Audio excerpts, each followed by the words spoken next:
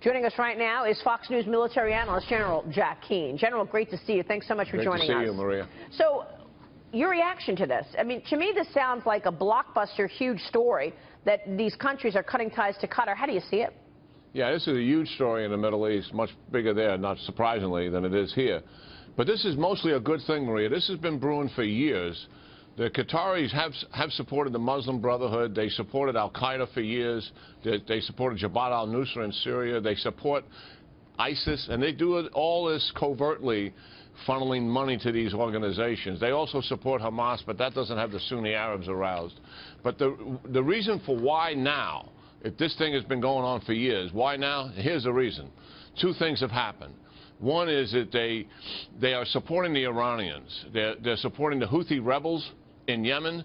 Just recently, they've been supporting an insurgency in Bahrain to overthrow the country. And so the cover has come off the secrecy in terms of their support for the Iranians. The Sunnis have known this for a number of years, but they were never willing to call them out because they feared an Iranian backlash. What has changed this, and why this is happening now, is Trump's visit to the Middle East.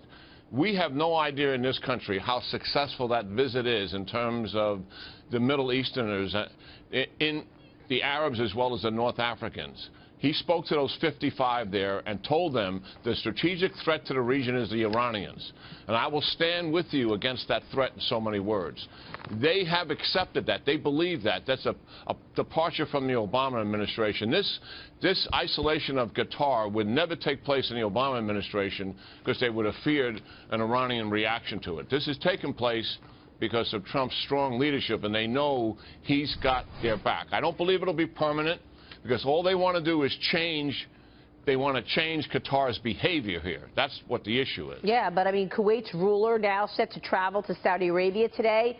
He says he wants to have talks with the Saudi king over this dispute. So now we're seeing Kuwait's ruler get involved. I guess, you know, you say this is a Middle Eastern issue. It's probably not going to impact us. But the truth is, General, we have that huge base there. We've got our military base in Qatar.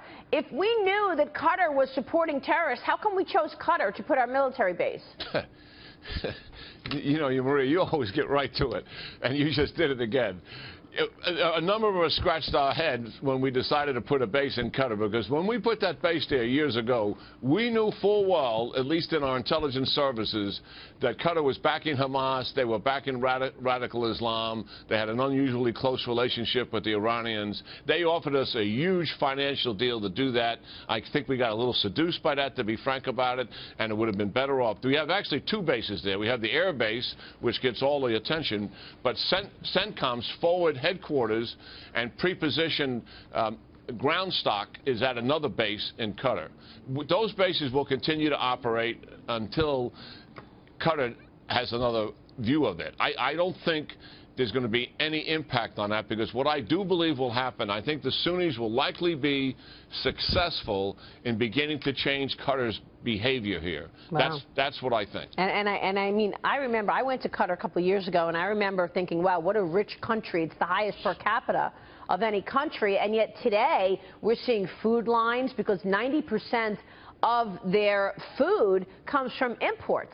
And 40% of those, 90%, the 40% of it is at that border, which was just closed with Saudi Arabia. So you're seeing a dire situation in the richest country in the world.